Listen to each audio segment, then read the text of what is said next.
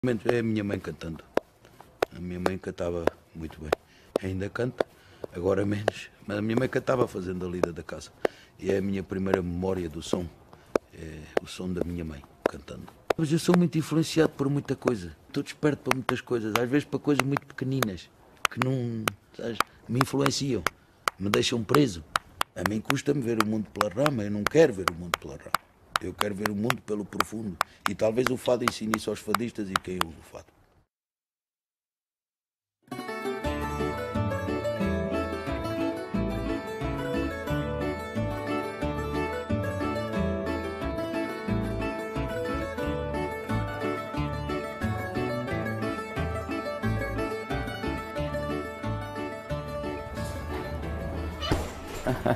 Maravilha! Foi aqui nesta casa que eu comecei a cantar. Cantei pela primeira vez em público. Está diferente, algumas coisas, é natural, tudo muda. Mas foi aqui, nesta casa. Olá, está tudo bem? Bom dia, tudo bem? Obrigado. Esta coletividade é antiga cá no bairro, mas não é mais antiga, porque a minha coletividade é a coletividade onde eu cresci, onde eu nasci praticamente, que é aqui um bocadinho mais abaixo. Mas curiosamente foi mesmo aqui que cantei pela primeira vez.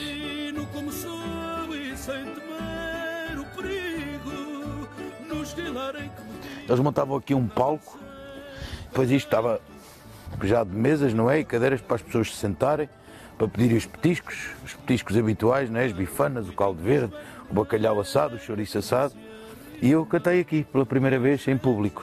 A minha tia, como era frequentadora das casas de fado, a minha mãe não tinha essas possibilidades, a minha tia era uma senhora mais bem educada, com mais algum... que não é minha tia, ajudou a minha mãe a criar, era colega de trabalho da minha mãe.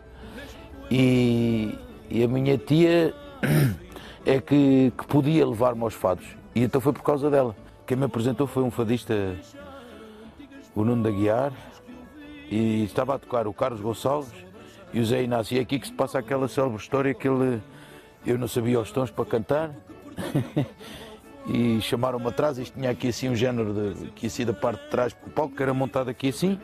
E depois isto tinha as mesas, não é? Para as pessoas poderem sentar. Chamaram atrás e o Zé Inácio com a viola, com o seu cigarrinho à ponta aos cantos da boca. E diz ele uma coisa curiosa. Ai, lá estão a querer pôr as criancinhas a cantar. Diz o Carlos Gonçalves, aliás. E o Zé Inácio começa-me a tirar o tom e tal. Podes ir cantar que tu até não és desajeitado todo. A minha tinha um giradiscos e tinha cassetes também. Tinha os giradiscos e o leitor de cassetes. E havia uma rádio, que hoje em dia já não há, mas naquela altura era a Voz de Lisboa, que era o emissor regional, em AM, e que passava muito fado. E eu ouvia fados, quer nos giradiscos ou nas cassetes, ou nessa rádio. E então comecei por trautear os fados em cima dos fadistas. Comecei por decorar e cantar, e a minha tia começou a ouvir e a achar piada. E assim foi. Os primeiros fados que eu cantei na Académica foi uma coisa que não era para a minha idade, e depois a minha tia, Suzete, pediu ver-me logo, não canta mais isso, que isso não é para a tua idade. Não podes cantar mais, que é uma coisa do meu mestre, de Maurício, que era o testamento fadista. Mas depois cantei uma marchinha, que era ali na Mulher de Lisboa, que podia cantar, que era para a minha idade, não é? Agora coisas muito sérias e muito profundas não as podia cantar. E a minha tia, como era uma amante de fado e uma conhecedora profunda de fado, ainda hoje o é, sabia que eu não podia cantar aquelas coisas, porque o fado é uma coisa que tem a ver com a verdade e com a autenticidade. E eu não podia dar verdade nem autenticidade a uma coisa de despedida, não é? E então a minha tia proibiu-me logo e depois arranjou-me uns fados mais ligeiros, mais leves para poder cantar. Começámos a ir às noites de fado, que ele pedia-me, gostava muito, e eu levava-o. E ele disse, tia, gostava tanto de cantar. Eu disse, então canta. As duas grandes causadoras de eu cantar é a minha mãe e a minha tia, porque eu ouvia a minha mãe cantar, fazendo a lida da casa, e a minha mãe tem uma voz muito bonita, uma voz estranha da terra. O som da minha mãe leva-me sempre quando sinto música profunda, quando sinto música que tem como objetivo transportar a pessoa para fora de si própria ou até mesmo para mais dentro de si própria. Então lembro-me da minha mãe, da memória do som da minha mãe, porque a minha mãe canta e cantava como uma coisa que vinda do fundo, vinda das entranhas, não algo de...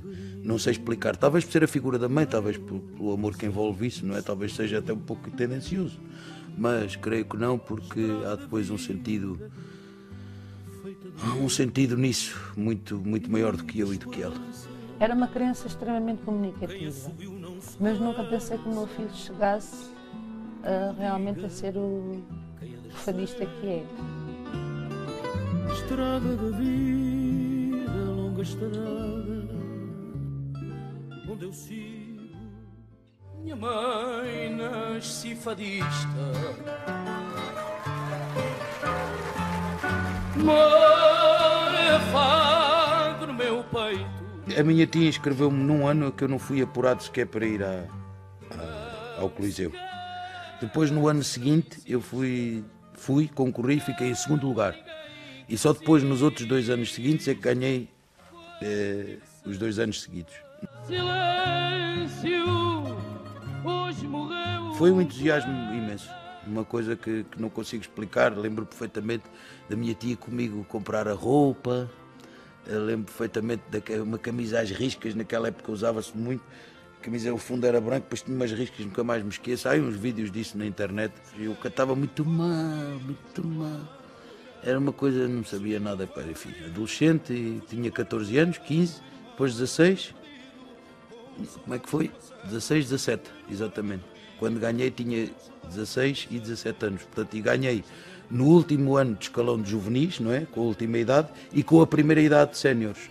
Foi um entusiasmo grande. Naquela altura já estava muito moribundo a história da Noite de Fado, mas a Noite de Fado era uma das coisas mais importantes que havia na cidade e no âmbito fadista, porque lá saiu muita gente, saiu o Camané, saiu a Marina Mota, tanta e tanta gente ganhou a grande Noite do Fado, era uma coisa muito importante.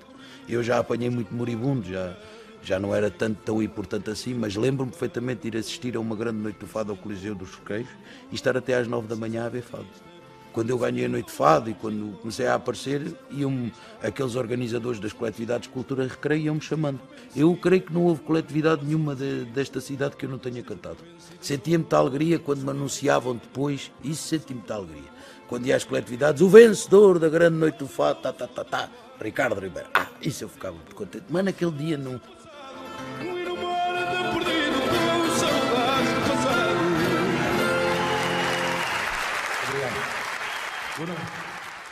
E foi isso, as pessoas iam-me chamando. E depois, mais tarde, para ir para as casas de fado, porque ias dando nas vistas, é como aos jogadores de futebol, não é? Vês olheiros, e um miúdo a cantar assim, e era assim, ia-se dando a coisa.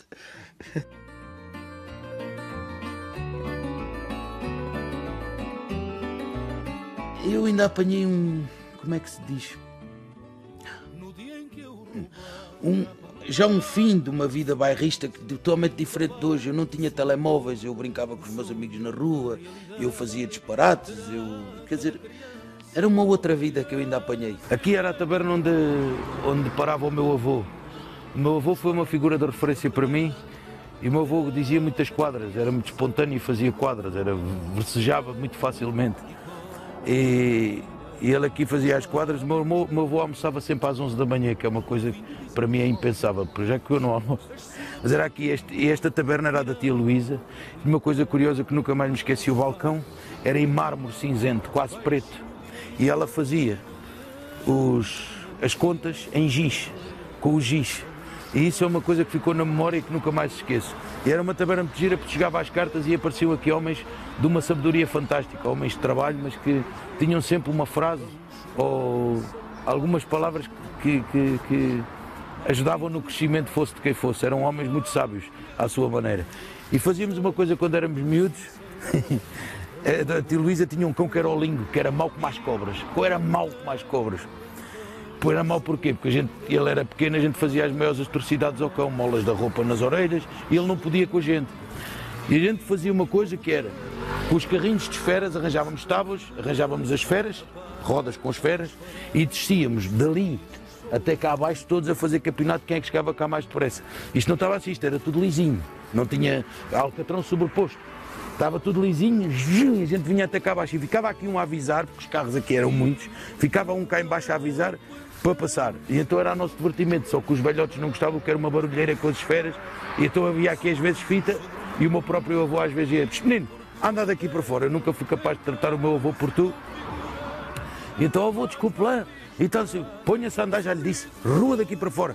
Só vou, mas é a única rampa que nós temos. Vá para a Rua Silva Porto, aqui na Travessa não, porque há a rua e a Travessa. Isto é a Travessa Silva Porto e a Rua Silva Porto também era íngreme, só que a gente não gostava porque esta tinha aquela curvinha que a gente vinhamos para aí abaixo. Era uma vida muito gira. Aqui havia uma casa. Sorrisos sobre o mundo. Mas às vezes tenho uma certa pena. As pessoas generalizam sempre tudo e há pessoas boas na comunidade cigana, muito boas, de um coração de ouro, de uma generosidade e de uma humanidade muito bonita. E às vezes tenho pena que se ponha tudo no mesmo saco. Os ciganos são maus, não é? Eu às vezes digo sempre, eu tenho sempre o olho no burro, o cigano sou eu. Que não sou, mas gostava de ser. As primeiras coisas que eu aprendi foi com o Tim Martelo. E era um homem de uma correção. Jogava aqui às cartas também, era um homem extraordinário, eu gostei muito dele. E foi ele o primeiro a ensinar-me a bater uma rumba. E ensinou-me a bater uma rumba de uma forma que eu nunca vi ninguém bater aos 2 dedos. Não tenho aqui a guitarra para te explicar. A rumba bate-se. A mão roda, não é? O pulso roda e são com estes 3 dedos para cima e para baixo. Há quem abafe, eu não abafo porque abafo com a mão esquerda. Mas assim, não é? E ele ensinou-me a marcar a rumba assim. Este dedo é mais lento a vir para cima e dá um efeito estranho. É uma coisa bonita de se ouvir. Não é a forma corriqueira. E montou-me um transpositor, em vez de ser um transpositor normal, com um lápis e uma corda. Um lápis pequenino, cortávamos o lápis e ele, para ir à tonalidade que ele queria, não é? Cortou, amarrou, sim, pronto filho, agora já tens, agora já podes tocar neste tom. Oh meu Deus, como tens tanto poder, acaba com a minha vida e acaba com o meu sofrer.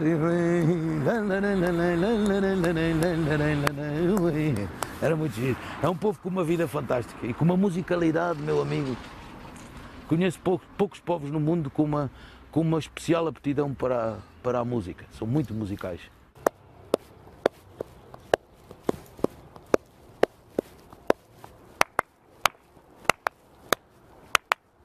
Não é?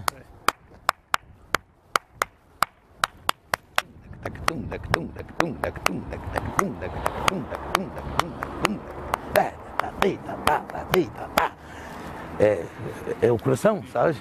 É como o vento.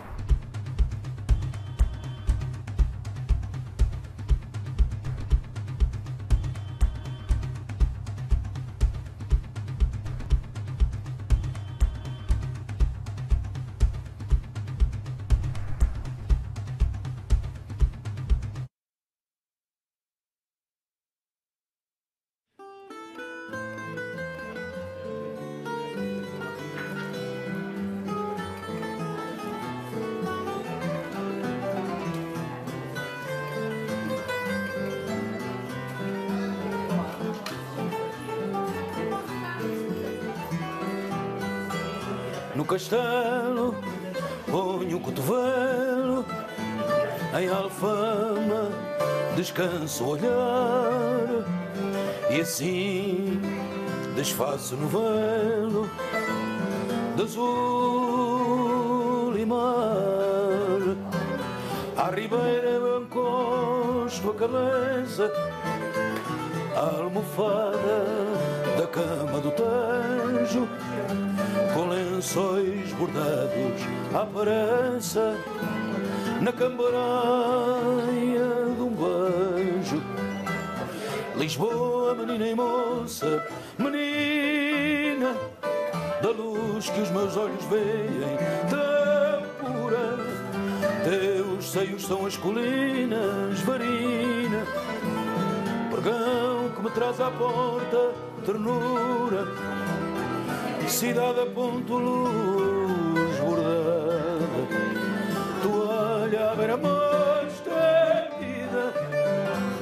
Lisboa, menina e moça amada, cidade, mulher da minha vida. No terreiro eu passo por ti, mas na garaça eu vejo-te nua. Quando um pombo te olha, sorri. És mulher da rua. E no bairro mais alto do sonho ponho o fado que sou inventar, aguardente de vida e medronho que me faz cantar. Lisboa, menina e moça, menina da luz que os meus olhos veem tão pura. Teus seios são as colinas, varina, pregão que me traz à porta ternura. Cidade a ponto luz bordada, toalha à beira-mar estendida. Lisboa, menina e moça amada, cidade, mulher da minha vida. Lisboa no meu amor deitada, cidade por minhas mãos despida. Lisboa, menina e moça amada, cidade, mulher da nossa vida.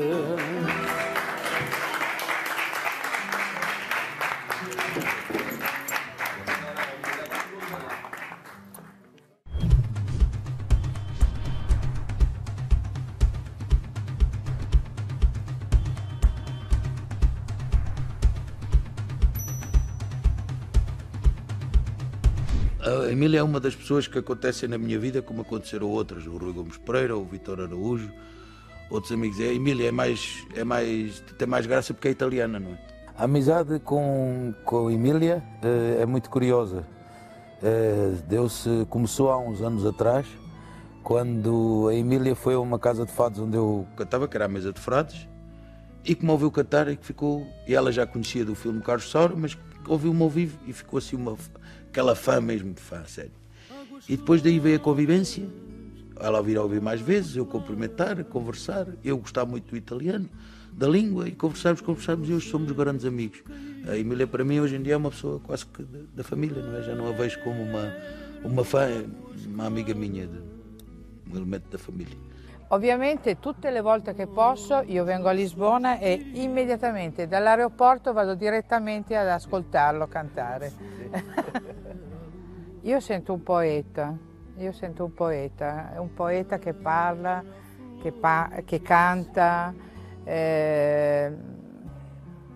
Ho ascoltato anche il fado, gli stessi brani interpretati da altri, ma nel caso di Riccardo mi commuovo, mi sembra di arrivare più in là, di avere un accesso più vicino al significato vero del fado.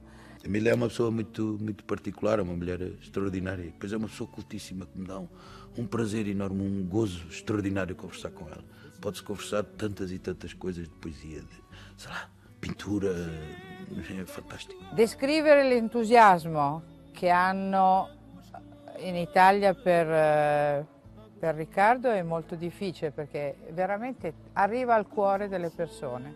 O marido dela era um grande pintor e escultor, tem inclusivamente obras em Milão, numa praça, numa não, é várias, e podemos conversar sobre isso e também através disso veio a nossa ligação, através da arte.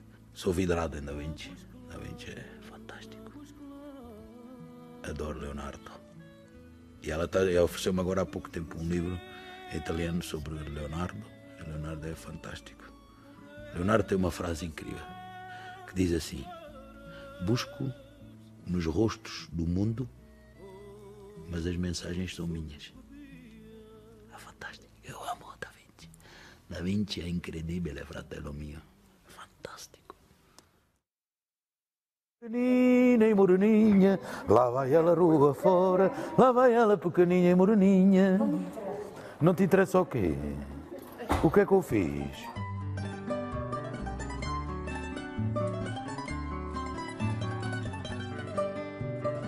Bendita a hora que foi feito pela Junta de Freguesia de Santa Maria Maior, a Casa Museu do Fernando Maurício, onde tem grande parte do seu espólio, ou quase todo, e que está sempre aberta, e tinha que cá vir à casa do meu mestre. Olha a pintarola do man. Já tinha saudades dela, mas fui buscá-la lá fora. Já tinha saudades dela. Foi um fadista que a mim é o meu mestre, e eu falo sempre dele e menciono sempre como mestre, porque foi de facto o meu mestre, é a pessoa a quem eu, nesta vida que tenho, a quem eu mais devo na vida do fado, enfim. Devo ao Maurício quase tudo, não é? Devo-lhe Devo-lhe tantas coisas, sabes? Porque foi uma pessoa de facto muito importante para mim, foi um homem que eu amei muito. Amei e amo, posso dizer isto, sem problema nenhum. Porque ele era uma pessoa, era um indivíduo muito especial, pessoa muito particular. E era todo o mérito ir à moraria, ir ao berço dele, não é? E lembrá-lo. Eu lembro sempre, sempre. Cada um tem os seus. E não é uma questão de endeusamento, não é? É uma questão que lhe sou grato. E porque ele merece. Porque ele era um fadista extraordinário. Era um indivíduo fantástico. E que teve muitas atitudes para mim de uma ternura e de um amor. Como é que eu não hei de amar uma pessoa assim? Não é? Achas que um homem é cantado daquela maneira? Digo-te exatamente a mesma coisa quando perguntaram ao Paco de Lucia um dia: mira, Paco, Camarón era malo. Era uma mala persona. Se o Camarón da Isla era uma má pessoa, e ele responde de uma forma genial: achas que um homem a cantar assim é capaz de ser mau? E o Maurício era a mesma coisa. Era muito brincalhão, mas era... E ele comigo sempre foi muito bom. E devo-lhe tantas coisas. Eu tenho muitas saudades dele. E não há dia nenhum que não me lembre dele. E por estranho que pareça, quando tenho dúvidas, na minha cabeça não falo com ninguém e pergunto-lhe a ele em silêncio. Ou pergunto sempre como é que ele faria, o que é que ele acharia. Estamos aqui os dois. Eu tinha 17 anos aqui assim, nesta fotografia. Eu trabalhava com ele deixava-me cantar, felizmente, e era uma pessoa extraordinária. Vocês tinham uma ligação? Tínhamos uma... Eu não quero chorar, mas nós tínhamos uma ligação para lá da música, não é? Havia uma coisa muito profunda humana, não é? Ele era uma pessoa que me tocou muito por muitas situações. Há uma história que eu não sei se já a contei, mas eu, uma altura, não tinha sapatos. E tinha o sapato roto. E ele soube disso através de uma pessoa que estava connosco, ali na Barros Queiroz, que era onde ele tomava o seu café à tarde, onde nos juntávamos. E ele, numa sapataria ali de fronte, mandou chamar-me. E a senhora disse que tinha os sapatos para mim. E eu só soube depois que tinha sido ele a pagar e só me disse isto: ficas proibido de eu saber que não tens uns sapatos ou uma camisa e que não me dizes. E isso tem um peso muito grande, não é? A pena que me desgarra só me lembra uma guitarra a chorar.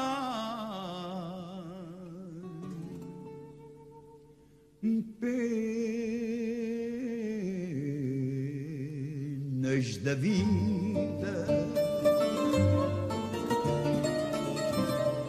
a pena que me desgarra só me lembra uma guitarra a chorar. Penas O Maurício é um fenómeno que não é daqueles músicos, daqueles cantores, daqueles fadistas. Ele não tem que ser chamado de cantor, porque ele era, mas eu vou lhe chamar sempre fadista, porque era o que ele era, o rei do fado para mim, e será sempre. Uma coisa muito engraçada aqui é daqueles fenómenos que tu não sentes em disco o que ele era ao vivo. Ao vivo era um soco no estômago. Era como que se fosse, sabes, o vácuo. Imaginas uma coisa embalada em vácuo. Eu ficava assim. Era incrível. Era de uma força, de um peso. Levavas com um caminhão nas ventas. Sabes o que é? Ouvir aquela criatura cantar, um tipo... O que se passou? Era uma força, algo que entrava dentro daquela criatura estranhíssima. Estranhíssima. Conheci-o, eu tinha 6 anos de idade. A minha tia fez 50 anos de vida. E a minha tia, como já te expliquei, era uma grande amante de fado e conhecia-o muito bem, a ele. E eu tenho uma fotografia que é ele a tentar me pegar ao colo. E ele era muito engraçado, que ele chamava-me o elefantezinho bebê, chamava-me outras coisas. Ele era tramado, era muito brincalhão, com um sentido de humor e ao mesmo tempo, como nós chamamos, picador, era moidor, como se diz no Alentejo, era moidor. com saudades do passado neste mundo transcendente. Uma eterna fantasia neste mundo transcendente. Uma eterna fantasia. Gostava muito das partidas que ele pregava com as melodias. Ele era rato. Eu começava uma melodia para depois ver onde é que se eu sabia a melodia. E ele e um guitarrista com quem trabalhámos juntos, que era o Adelino dos Santos, eu digo desculpem esta presunção de dizer que trabalhei com ele, porque não trabalhei, ele fez o favor de me deixar estar ali. O Fernando e os dois punham-se a tocar uma melodia, não é? Eu tinha que adivinhar o nome da melodia e cantá-la e dizer o autor. Os poemas a mesma coisa. Eu sei todos os poetas que canto.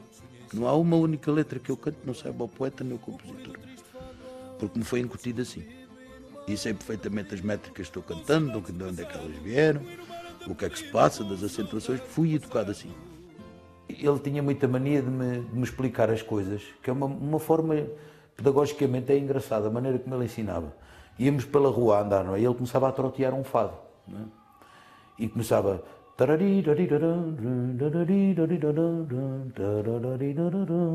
E andava ao ritmo de que o fado era. E depois dizia, continua. E eu... E se eu falhava na melodia, ele dizia, oi! E voltava-se, não, e fazia. E até que ele dizia, vai lá tu, pá, nas palavras, isto porque na noite anterior, e portanto isto foi um sábado, porque nós costumávamos no verão, saíamos de Ferreiras aí às 2 da manhã, 2h30, e vinhamos por aí abaixo, e ele tinha um armazém de fronte à casa dele. E sentávamos ali a mexer nas caixas dos poemas que ele tinha, das coisas, e ele a explicar-me as coisas. E então ele tinha muito por hábito, e um dia conta-me uma história engraçada que se passou com ele, que assim, o Conde Sobral dá-me um poema, e aquilo dizia, és mais velha que a velhice, mais marinheira que o mar e mais fadista que o fado. E eu não sabia se lhe dizia velhice ou se havia dizer velhice. E o que é que eu fiz? Não sabia, fui ter com o poeta e disse, apanhei o Linhares Barbosa no Machado, e disse ao senhor Linhares, desculpe, explique-me lá, isto diz velhice ou velhice? E ele disse, meu filho, podes dizer das duas maneiras, as duas estão certas. Portanto, ele tinha esta humildade. E a mim ensinava-me assim. Por exemplo, se eu dizia as palavras mal, eu disse, olha lá, isto não se diz assim. Tu a falar, essa frase só tem uma oração, não é? Portanto, ele sabia muito bem da sua arte. Porque conversávamos muito da vida, ele contar as histórias. Aquelas pessoas, as histórias das paixões deles e delas. Dava livros maravilhosos, sabes o que é? Ele a contar-me os romances, não vou dizer nomes, mas eu sei os romances, quem foi, quando ele me disse a paixão da minha vida foi esta pessoa assim, assim. Era fantástico, as histórias como aquilo funcionava, de ir levar a casa e roubar um beijo e depois não sei o quê, e depois o poeta escrever. Os fados eram escritos com estas histórias. Ele tem, ao amor da vida dele, uma que diz assim, eu nunca tinha visto uma mulher tão bela. Mas por não entender caprichos do destino sentia, perto do céu, se falava com ela e perdi meu olhar no seu olhar divino. Nas nossas relações só havia amizade. Depois, a pouco e pouco, um grande amor nasceu. Mas, quando percebi a sua falsidade, risquei-a do meu peito e para mim morreu. Houve a separação na hora de abalar. Do que é seu nada quis e foi melhor assim. De tudo o que era meu só lhe deixei ficar um Cristo de marfim, uma velha guitarra e um Cristo de marfim. Talvez ela me julgue um mal intencionado. Dei-lhe pouco bem sei, mas filo por pensar que ela sabe rezar e também canta o fado. E a hora da saudade um dia há de chegar. Não é fantástico? Todas as coisas eram retratadas nos fados. E eles contavam uma história da Beatriz, contava uma história de que alguém que ela amou bastante. Ele chamava ao cavalinho selvagem e ela dizia, oh, Batata, não sabes o que a madrinha gostava de ver as mãos daquele homem. Ela enamorou-se. Ela dizia, as mãos dele falavam. Sabes, era muito poético. Não sendo eles poetas, eram poéticos. Eu naquela altura evidentemente não dava valor, mas hoje recordo e fico o que eu perdi. Devia ser mais velho naquela época para saborear de outra maneira. Saboreei agora. Eram fantásticos. Conversando com eles era maravilhoso. Num dia disse-me assim, olha, vou à casa da Amália, que ela telefonou-me, não queres vir e conheces a Amália e tal. E eu por vergonha e medo não fui. E hoje arrependo muito que era outra pessoa que eu adorava ter. Outra não, era uma pessoa que eu adorava ter conhecido e não conheci porque eu sou amaliano. Sou mauriciano e amaliano. Eu em 2005 fiz uma peça de teatro que sou eternamente reconhecido ao Ricardo Paes por me ter escolhido para poder fazer essa peça musical com a Dona Argentina Santos, com a Dona Celeste Rodrigues e com o Sr. Alcindo Carvalho. Essas pessoas, todas as pessoas, até mesmo aquelas pessoas que não cantavam, mas que eram pessoas do fado que ouviam, que sabiam dizer na altura certa essa palavra não está bem dita. Houve muitos momentos importantes. É difícil, sabe? Eu às vezes falo muito, as pessoas dizem assim, este gajo é novo e tal. Eu comecei muito novo, sabes? E lidei com muita gente velha, velha boa. Sabes? Aquele velho que parece novo sempre. E tem sempre uma lição para te dar, e talvez seja por isso que me fui talhando assim. E essas pessoas todas, o Maurício, quando ele me dizia cantar as coisas à meia voz, olha que não se diz amor e dor da mesma maneira. E apesar de se encontrarem muitas vezes no mesmo sítio, eles não são a mesma coisa. Não é? Agora, eu quando era adolescente não percebia nada disso, só hoje é que percebo muitas coisas. A Beatriz era a minha madrinha e o Maurício o meu padrinho. E um dia, com a madrinha, a Beatriz gostava de... Um dia estamos numa noite, não interessa nada, e ela já era uma noite longa, pesada. E ela, lendo um poema, virou-se para mim e disse, Batata, que ela chamava-me Batata, Batata, tu tens que ler os poemas. Antes de cantar, lê 20 vezes e vê o que é que ele te quer dizer. Ouviste? E quase que me dava uma chapada. E eu, está bem, madrinha, está bem, madrinha. Ela, porquê é que estás a cantar aos gritos? Não posso ser o palavrão que ela dizia, mas tinha graça. Ela tinha uma graça, mas a mim não me levavas aos figos a cantar assim, ou seja, que não tinha um caso comigo a cantar assim. Estás a cantar a mim, assustavas-me, eu perdia logo a vontade. Mas isto é interessantíssimo. A ideia é interessantíssima. Claro que ela era bruta a dizer as coisas, mas ela tem razão, ela tinha razão. A mulher fugia, não é? Um gajo está ali. A mulher, e pá, este gajo, sabes? É difícil. Ela era muito engraçada. Toda aquela que o meu espírito pede. Toda aquela que o meu espírito pede.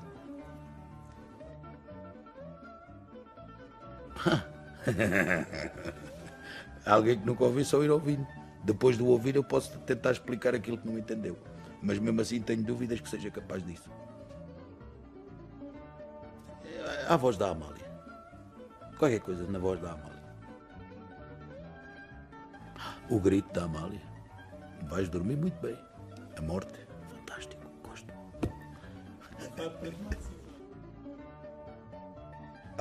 Erros meus, má fortuna, amor ardente. Não é um fado, mas enfim, cantado para a Amália tudo é fado. Camões, erros meus, má fortuna, amor ardente, a minha perdição se conjuraram. Os erros e a fortuna sobejaram quando para mim bastava amor somente. Fui de viela em viela, numa delas dei com ela e quedei-me enfeitiçado. Quando ela passa, franzina cheia de graça, há sempre um ar de chalaça no seu olhar feiticeiro. Eu gosto sempre de acordar com o elemento feminino. Se não for em presença, que seja em imaginação. Um pouco perverso, hein? Mas não é perverso. Há uma coisa mais bonita que as mulheres? Não há. O fado é um fenómeno que acontece, sabe? É algo que acontece que ninguém tem mão. Eu fecho os olhos e é uma viagem que faço. Não é? É uma coisa interior, tem a ver com a vida interior, tem a ver com... Claro que as pessoas têm uma parte importante por ser em público, ser assim, os 5 elementos, não é? Os guitarristas, o público, o poema, o vinho, o fadista, não há fado, não é?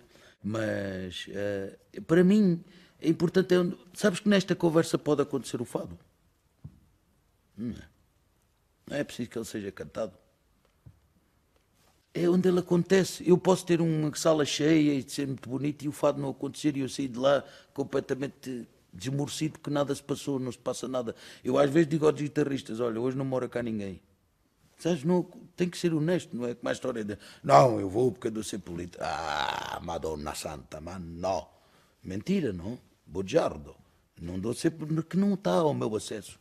Não é uma máquina, isto não é pôr a moeda.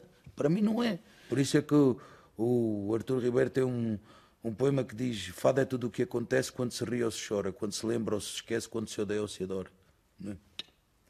O fado é muito mais que aquilo que as pessoas pensam. Tem uma carga, tem uma profundidade, tem uma visão da vida, tem uma visão das pessoas, tem um chão. Um chão. Que é uma coisa difícil de encontrar. E o fado tem um chão. E um chão duro.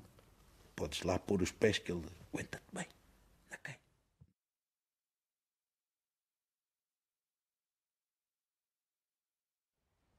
Mudei terra, mudei vida, mudei paixão em paixão, vi a alma de mim partida, nunca de meu coração. Vi minha dor despedida e eu, mal aventurado, morro-me andando assim, entre cuidando e cuidando.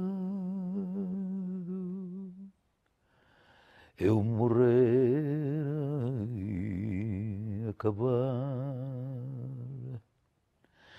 e meu mal for acabado, não vira tal perdição de mim e de tanta coisa perdido, tudo em vão, porque a paixão não repousa em outra maior paixão. Oh, quem bem-aventurado fora já se me matar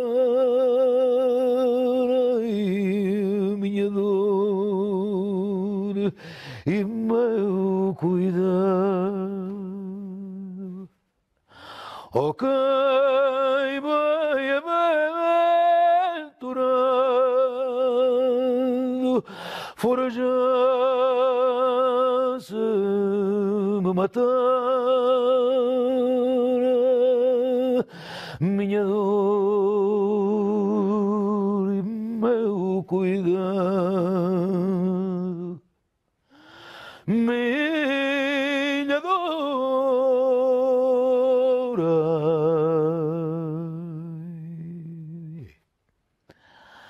e meu cuidado.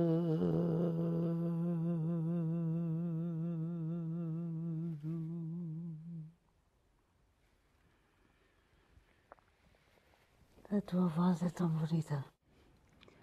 Obrigado. Eu fiquei muito sensibilizada. Obrigado. Muito obrigada. Muito obrigada. Obrigado. À medida que vou indo, sei que nesta caminhada